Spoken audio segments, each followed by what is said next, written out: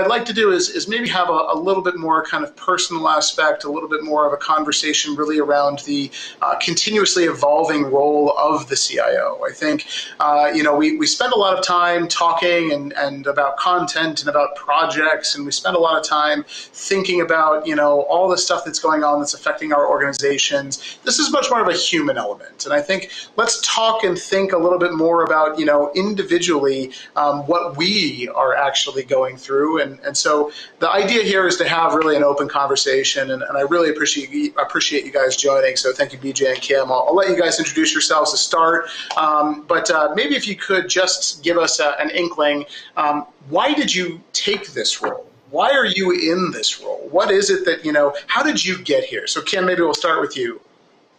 Sure. So thanks for having me. I love this particular topic, and I am the key CIO for consumer, digital, and wealth at KeyBank. And why did I take this role? Honestly, I've got to say, ever since college, I always knew I loved the blending of business with technology. And I was never a technology for technology's sake person. I was always inspired, energized by what technology could do to solve business problems. And it seemed like a natural fit to have an aspiration to move into a CIO role where that intersection of business and technology is exactly where that role sits. I like it. And BJ? Yeah, so I'm BJ Vander, Linden. I'm the CIO for the Larry H. Miller group of companies and the management company. Why did I take this role? I don't know. Maybe I'm a glutton for punishment. Honestly, it's very similar to what was previously said. I'm not a typical technologist. I didn't come up through the ranks administering systems or programming or building networks or anything like that. I've actually got an economics degree and an MBA. And I think that what really drew me to this role was the opportunity to solve problems and the opportunity to provide solutions that maybe others couldn't see, that knit together the disparate silos and systems and capabilities of people and different processes and bring them all together to solve problems. And I'm a natural problem solver. It's what I really enjoy, and it's what's drawn me to this type of a role. Great. And speaking of problem solving, I know that we had a little bit of trouble with our third panelist, but Abby, I think you're on the line. Are you there? Yeah, I'm here. Yeah, sorry, guys. Excellent. All good, man. Happens to the best of us. Turns out technology is not perfect, which I think is actually why we all have jobs, to be honest. Maybe, Abby, if you could just introduce yourself, and I'll ask you the same question I asked BJ and Kim, which is, why take this role? Why this role? CIO is such a thankless job. Is it what's really the core? Why do you do it? Okay. Yeah, so this is Abby Hosseini. I'm CIO of Mercury Insurance out here in California. Been with the company for about 12 years. I think if I could answer your question, Anthony, first and foremost, it's because it's a job that you learn every day. And I learned something new today, which is I have better tech in my house than back in the company. So yesterday... Well, you should talk to your CIO about that, Abby. Yesterday, based on the discussions and testing with your techs, I decided to come to the office so that I won't have any mishap. And now the video doesn't work from inside the firewall, so that's a lesson, for today. But generally, it's funny. I thought about going in today too for that same reason. I thought, hey, I'll just go in today because it'll be nice. I'm glad I didn't, because it just said, all right, just eliminate all the factors. But I'm glad that you were able to make it via phone. I would love to. So as you answer the question, the other thing I'll ask too is, because you've been there 12 years. So first of all, why you chose the role in the first place, and so help us understand that. But the second question I'll ask, and then I'll come back around, is what's changed over the course of that 12-year period for you? How did it start? And you learn every day, but how has the role evolved for you from when you began to now? Sure. Yeah, you want me to answer that now? Yeah, and also why you joined, or why you took the CIO role in the first place. Yeah, absolutely. So I think, from my perspective, I started in this field about 38 years ago at the dawn of the internet at UCLA.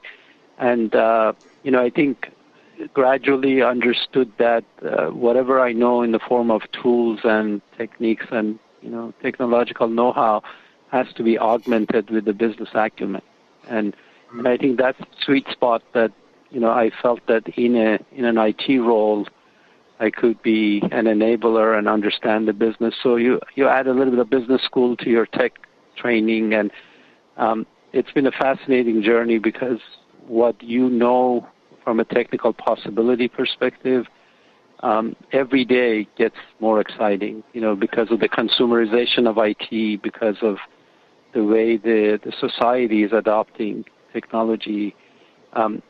It just makes you to be in it more, in my opinion, because the possibilities are endless, for human. Constantly changing, constantly evolving. Yeah. Absolutely. And how technology makes life better. Yeah. I was just saying how technology makes life better.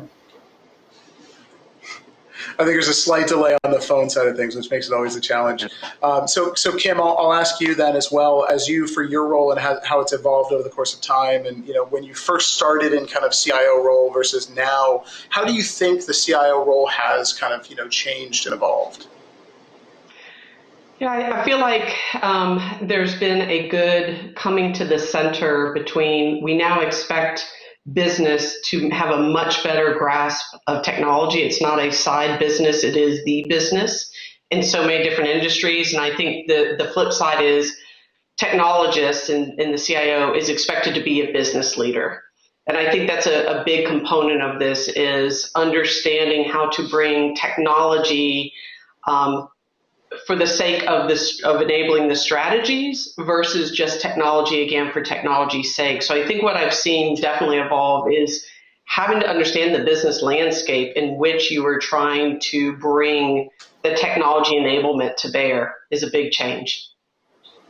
Yeah, it's almost like the CIO role started as how do I manage all this technology, just consolidate, give me one, throat to choke around stuff breaking, give me let me just put someone in charge of all this crap, right? And then all of a sudden now, exactly, right, as if, and I love the anecdote of, I know a whole bunch of way to get rid of a bunch of costs. It's like, yeah, turn off all the email servers. And then all of a sudden, we'll basically save a bunch of money. And it's like, well, yes, but there's a trade-off, right? So I think, BJ, maybe in your world, obviously you've progressed a little bit in terms of you have a new role now than you did even, 6 months ago, 9 months ago, which timing is everything, right?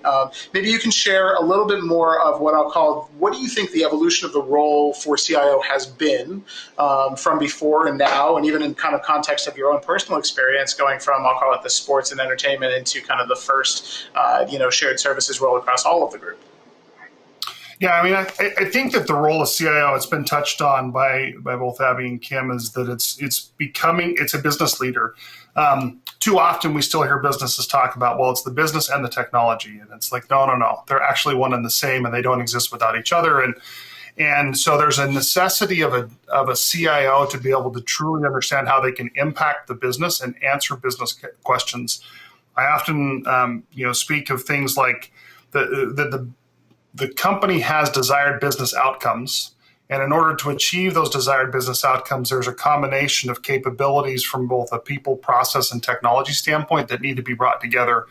And so what I've seen in my career, my role just recently changed last November, moving from the CIO of our sports and entertainment group, which consists of NBA teams, NBA team, movie theaters, and arena, and so forth, to working more with our entire group and of auto dealerships and some financial services and other things, and it's just this continual evolution of looking at it and saying, well, how can I help solve for these, or help create these capabilities that help us to solve for these desired business outcomes, and getting involved in things like that. When back in 2017, for example, we remodeled our arena where the Utah Jazz play. And one of the key things is we went through that entire renovation. The building had been around about 25 years, and we were looking at it, and we really had to start asking ourselves the question, what is it that people actually want in this arena? How has that changed since the arena was originally built? And we did a lot of research, looked into things, found that a large majority of people may come and they don't even care what happens on the floor necessarily. They're there for the social experience. So how do you engage with them? Or You have your diehard fan who doesn't want to move from their seat to go get a beer for fear of missing something on the court. How do you address it for them? What about the families that are bringing kids? How do you address those challenges for them? And what we discovered through all of this was that our number one competitor was people's living rooms, where they have their own TVs, their own DVRs, their favorite seats, their own bathroom. They don't have to fight for parking. And if they have kids, then they have in-seat food delivery. So how do you go through all of this? And what are you fighting? And how are you challenging that? And so my role as CIO became very critical in that conversation, because it wasn't just, well, we need Wi-Fi, so ask DJ to get us Wi-Fi. It's, well, this is our experience. What do you think? What are you seeing? What are other industries doing? What different challenges can we tackle? Do we want to even be first to the market in certain places? How do we want to look at this? And it's definitely evolving into more of a business role with a mindset of understanding everything from the customer acquisition process all the way through to how do we bill for it. Yeah, it's an interesting kind of, opportunity landscape when you think of technology and the role it plays with sports, whether that's, the actual team interactions, that's the fact that you're competing with somebody's living room. I mean, realistically, right? And so like for the hardcore fan, getting them to the stadium, it could be the difference between actually getting them out of their couch versus, somebody who's there for social or for business, corporate, to the extent that, we ever get to have those social events again, which I hope we do soon enough for all of our sake. But Abby, on your side, I guess, as you look at the opportunities for technology and progression within your business, obviously insurance is not always considered to be the most innovative of industries. When you have conversations at the board level, when you engage around where to bring innovation, how to bring innovation in, and build and solve problems at a business level, how do you actually characterize, and what is your tip, your trick? What have you done to be there 12 years doing this, when in reality, I think, Gartner says the shelf life of a CIO is like 2 years or something like that? Yeah, I think, generally speaking, in insurance, the traditional approach to investment in technology and rationalizing technology has been, changing over time. And now in recent years, rapidly going through a massive disruption. Whether it's because of insurtech or other reasons, the realities are changing with millennials coming into the market, the buying patterns changing, the distribution model from the agency side changing. So what we had to do is, in my business, I have to be both a Walmart and an Amazon. So, being both click and mortar and brick and mortar, and having an always on, posture in the market. And then turning my business into a platform, because we no longer sell just through a direct channel with an agency. We have to open up our products and services as an internet-based platform. So that, that's really a kick to the, gut of the business to start moving towards digital transformation.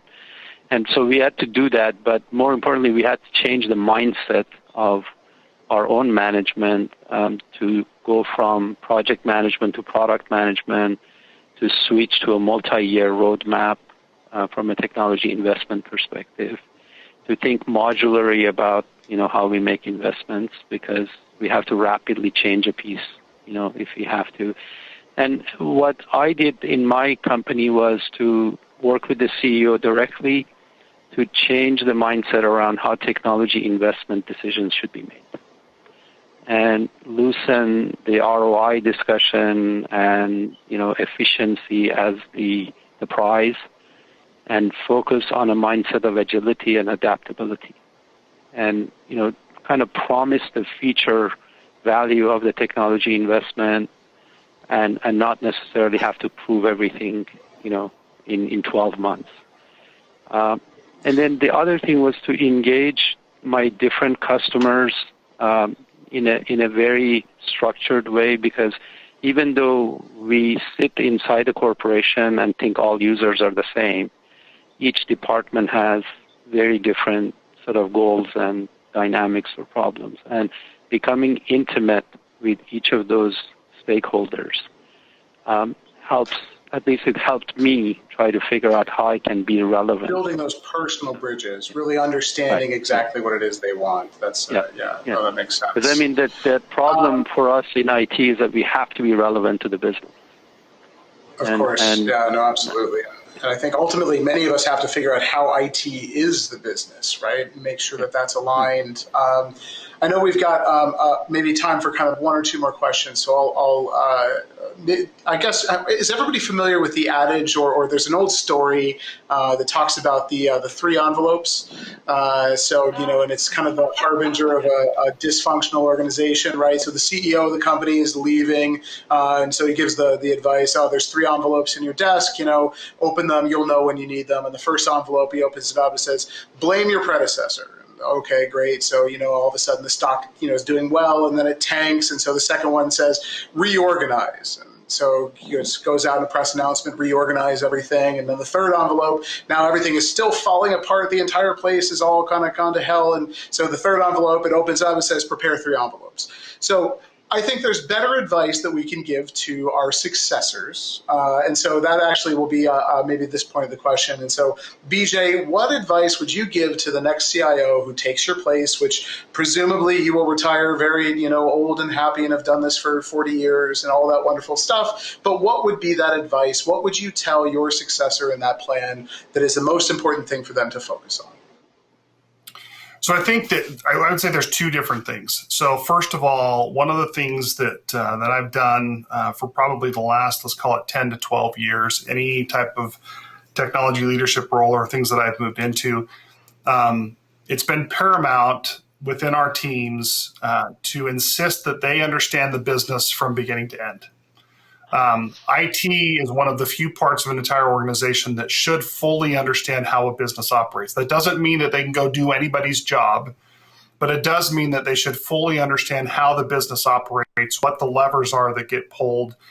They should understand why certain things happen a certain way, so that when they are in these conversations that we continually fight for, where technology groups are involved in business conversations, and we can continue this shift of bringing technology and business together, that they can propose answers, that they can address potential issues. So when marketing says we should go do X, Y, Z, someone in technology can say, well, hold on a second. Did you know we either have this already or we don't yet collect this, or how you want to handle it? Those types of things. So first and foremost, we have to understand the business, and if we can do that, we can be effective. The other piece of it is that culture is always number one. The biggest thing that I found relative to leadership within my organizations have been that it's that culture is number one. If I have a great team, I don't have to have the top talent. I don't have to have those that can do the work the best. I do have to have a very cohesive, structured, selfless culture, so that when the inevitable question comes down or request comes down to work all weekend or to shelve everything that you've been working on for the last 6 months and fix something immediately, and all of the necessary things that come down, that people understand and have bought into that culture. And they technologists tend to be more introverted and sometimes more passive aggressive. And if you can address that from a culture standpoint, you don't get the us versus them attitudes. You're able to truly address those challenges as we move forward. And when you tell somebody in a strong culture, hey, look, you need to work on this skill, or you need to improve this attribute, or what have you, that they understand that's in everyone's best interest, and you're able to continue to move that team forward. Well, in many ways, what you kind of described is that, IT needs to understand how the business runs, but I think business needs to understand the possibilities of how IT operates too. And I think that's an important two-way street that really needs to be established. Abby, any what I'll call, words that you would give to your successor? Yeah, in my case, you should be either customer obsessed or competitor obsessed, and stop blaming, predecessors or even your own organization. The goal or the prize is out there, and that's either satisfying your customers or beating your competitors. And in doing that, I think the advice would be to really be customer obsessed and focus on not finding the mistakes of the past, but getting better at finding the problems. Because in IT, we are engineers, by profession, and the best thing we know how to do is offer solutions, but we fail to understand problems very well. And so the advice would be, the advice would be if something is broken and doesn't work, it's probably because you didn't understand the problem well. And so get good at that. That makes a lot of sense too. Understand the problem more, stop worrying about blame, stop worrying about kind of the backwards, look to the future. Kim, for you, what would you tell your successor? What would be the your parting kind of wisdom? I love what was said so far, so I won't repeat those, but the other two that come to mind is one, unlock the talent on your team, empower that team. It's amazing when you don't box them in. Point them at what a challenge is, and then let's see them deliver a solution. It's amazing what you'll end up with. Retention is amazing. You're unlocking developers, you might say scientists, yes, and creative is all, as you can imagine, right? So unlock their creativity. And the second is keep a fresh set of eyes. I think the world of technology is changing way too fast. Don't get enamored with the decisions you made maybe 6 or a month or 12 months ago, because good chance things have changed and you need to be open to that. So come in and stay and challenge yourself to keep a fresh set of eyes in everything you're doing, even just months later of making those decisions. Yeah, no, I think that makes good sense. And in terms of those fresh eyes, any advice on how to do that? Form networks. I'm looking at my wonderful peers here on this call. Find ways to, not just within your own industry to find peers, but find peers outside of your industry. I think we tend to get a little myopic and locked into, I'm in financial services. I tend to think, oh, but I'm hamstrung by regulation. But I go outside my industry and I'm like, wait, I could do that. I just box myself in. So I think creating a great network of peers across industries is a great way to have a fresh set of eyes. That's one example. I have good news for you, Kim. That is exactly what we do all day long here. So very happy to introduce you around, and certainly BJ, Kim, Abby, thank you very much for taking some time to chat.